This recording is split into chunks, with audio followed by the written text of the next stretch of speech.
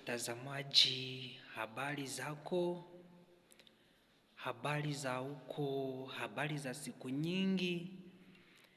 Jina langu kama kawaida ni Mwalimu Olikumanya Ananias, ambaye anafundisha lugha ya Kiswahili.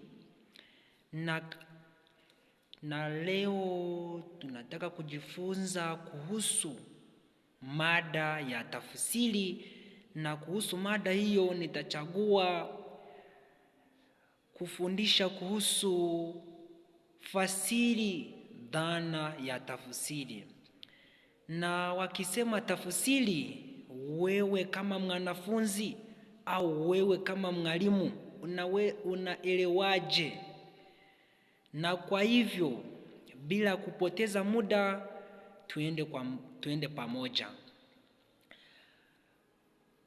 Ebu nifafanue dhana ya tafsiri kulingana na wataalamu mbalimbali, halafu mwisho niwaeleze tafsiri ambayo nilijijengea mwenyewe. Na kwa hivyo kulingana na TUKI mwaka wa 2002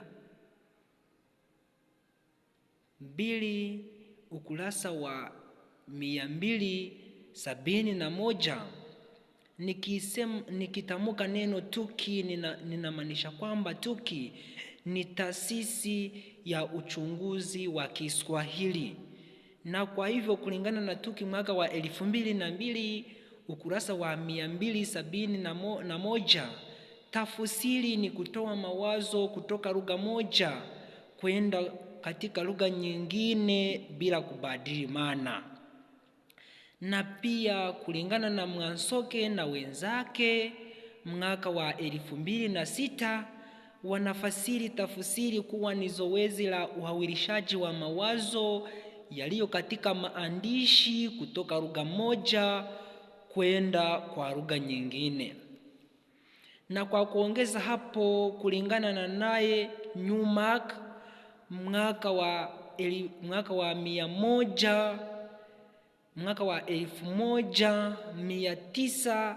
1982 anasema kwamba tafsiri ni jaribio la kuwasilisha ujumbe ule ulioandikwa katika lugha moja kwenda kwa lugha nyingine. Pia kulingana na Catford mwaka wa 1965 ukurasa wa 20 anasema kwamba tafsiri ni kuchukua mawazo yaliyo katika maandishi kutoka lugha chanzi kwenda lugha lengwa bila kubadilisha maana.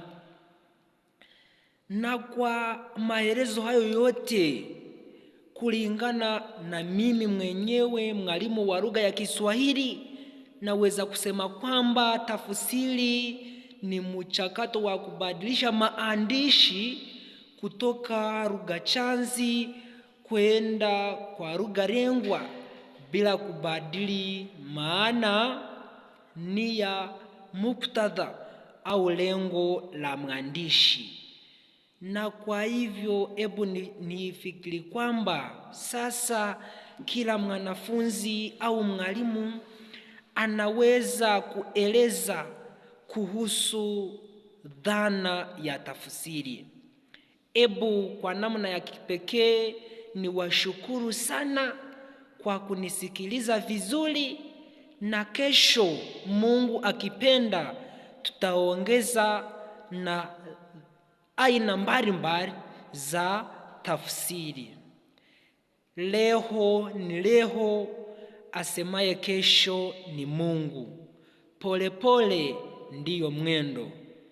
Shukrani sana watazamaji wa lugha ya Kiswahili. Nimebaki Mwalimu Olikumanya Ananias. Tukutane wakati mwingine. Shukrani sana.